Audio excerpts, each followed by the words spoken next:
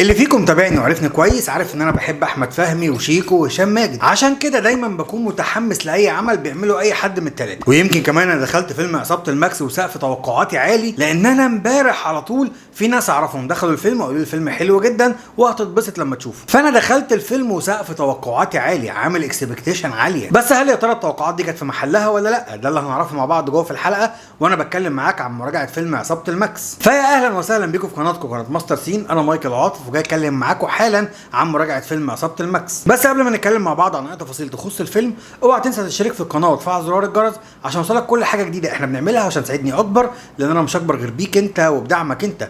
وشكرا جدا جدا ليكم، احنا الحمد لله عدينا ال 5000. عارف ان هو ممكن ما يبقاش رقم كبير، عارف ان هو ممكن يبقى رقم بسيط، لكن بالنسبه لنا كتير جدا ومبسوط بيه قوي. زي ما انا عارف ان انا في يوم من الايام هوصل للمليون مشترك، بس بيكم وبدعمكم. ويلا بينا على طول نخش نتكلم على الفيلم. بقول لك ايه يا كابتن، الفيلم ده قصه ولا مناظر؟ مناظر.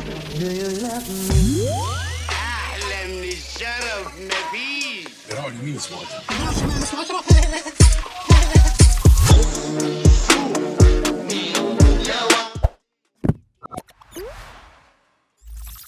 الفيلم من بطولة أحمد فهمي والفنانة الكبيرة لبلبة وروبي وحاتم صلاح وأسقس، وفي معانا كالعادة الموضة بتاع ضيوف الشرف الكتير جدا. معانا صلاح عبد الله وخالد الصاوي وأحمد السقا وحمد المرغني ومحمد ثروت. الفيلم من تأليف أمجد الشرقاوي ورامي علي، أما الإخراج لحسام سليمان اللي أول مرة يخرج فيلم سينما. بتدور قصة الفيلم بمنتهى البساطة حوالين المكسيكي، والمكسيكي ده مجرم بيعمل عمليات سرقة وتهريب، والناس الكبيرة بيعتمدوا عليه في العمليات التقيلة. وبعد كده بيطلب منه يهرب التابوت بتاع كليوباترا بره مصر، فما بيلاقيش قدامه اي فكره غير ان هو يهرب التابوت ده جوه اتوبيس مع عيله، فبيضطر يكون عصابه ويعملوا نفسهم عيله. والعصابه بيقابلها مواقف كتير جدا اثناء محاوله تهريب التابوت بره مصر. ودي كده القصه بمنتهى البساطه. تعالوا بقى نتكلم على الايجابيات والسلبيات اللي انا عارف ان انت قاعد ومستنيها.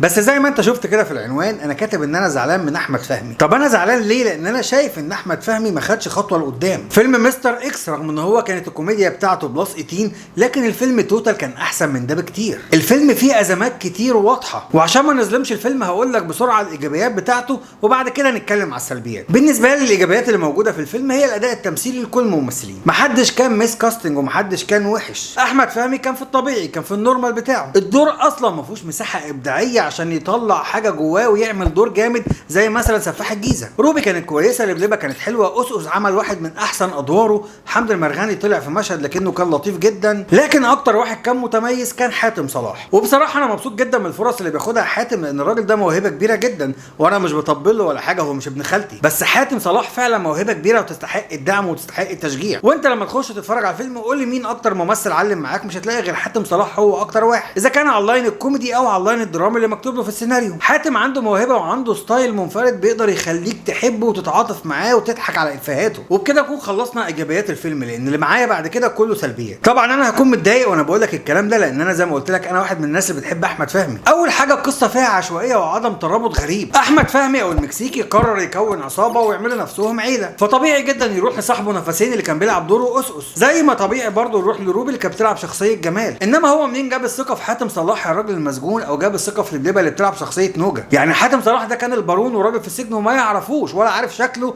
واكتشفنا بعد كده ان هم ما يعرفوش بعض اصلا. ولبلبه دي كانت رقاصه وقاعده في دار مسنين. طب انت وثقت فيهم منين؟ ازاي قادر تشركهم معاك في عمليه اجراميه؟ دي كده كانت اول مشكله بالنسبه لي. تاني حاجه انا حاسس ان الفيلم في حاجه غلط في المونتاج او في تقطيع المشاهد. يعني في مشهد ما بيحصل هلوسه لنجومنا، انا عايز اقول لك ان الجرافيك اللي معمول في الهلوسه ده كان حلو جدا وما عنديش معاه اي مشاكل، لكن تقطيعات المونتاج اللي قررت مره تودينا المشهد بعيد لسه ما حصلش وترجع تاني للمشهد الحالي ما كانتش لطيفه وما كانتش حلوه. ده غير ان اصلا في سوء في تقديم الشخصيات. يعني انت مقدم لي محمد لطفي في شخصيه الهيلماني بيه وان هو راجل ديلر وبينزل مخدرات السوق، فجاه بقى عايز ينط على السبوبه بتاعه المكسيكي ويوقعه مع الحلو اللي هو خالد الصاوي. طب انت ما اديتنيش هنت ليه ان هو بيتاجر في المخدرات وبيتاجر في السلاح وبيتاجر في الاثار؟ حتى طريقه كتابه المشاهد الكوميديه ما كانتش الطف حاجه، ما كانتش اقوى حاجه. طب يا عم محمد لطفي طلع راجل شرير قوي كده، مال بقى الهيلماني بيه بمسابقه ملكات جمال مصر او مسابقه ملكات العالم او مسابقه ملكات الجون؟ فجاه كده بقى هو اللي بينظم المسابقه ومسؤول عنها من غير اي مقدمات، من غير اي تمهيد، هوب على طول عايزين نهرب التابوت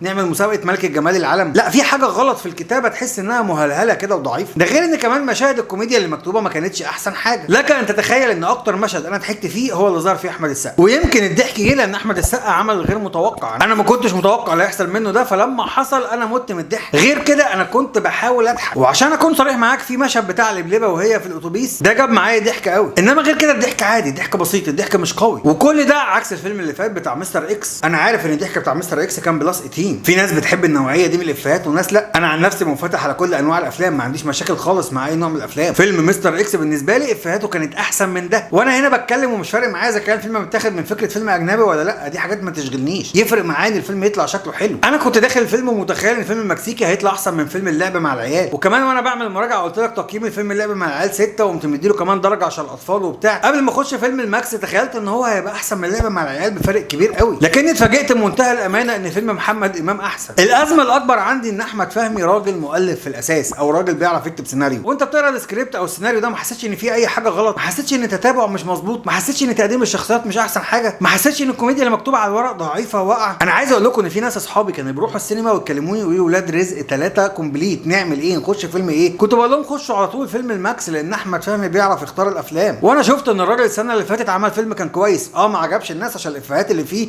والايحاءات اللي فيه، بس في التوتال الفيلم كان حلو. فانا بصراحه اتصدمت واتلمت كتير قوي على الفيلم ده. خساره يا احمد فهمي، كنت مستني منك حاجه اقوى من كده، وانا ما عنديش اي حاجه تانية اضيفها غير ان الفيلم كان تحت التوقعات بكتير بالنسبه لي، وتقييمي النهائي للفيلم هو 4 من 10. وبكده نكون عملنا ثالث مراجعه لثالث افلام العيد، فيلم عصابه الماكس، وهيبقى فاضل لنا فيلم واحد، فيلم اهل الكهف ده انا شفته من بدري جدا، بس حسيت ان عايز اتكلم عن افلام تانية. ولو انت شفت الفيديو لحد هنا بقى اوعى تنسى تشترك في القناه وتفعل زرار الجرس عشان توصلك كل حاجه جديده احنا بنعملها، وعشان تساعدني اكبر لان انا مش اكبر غير بيك انت وبدعمك انت.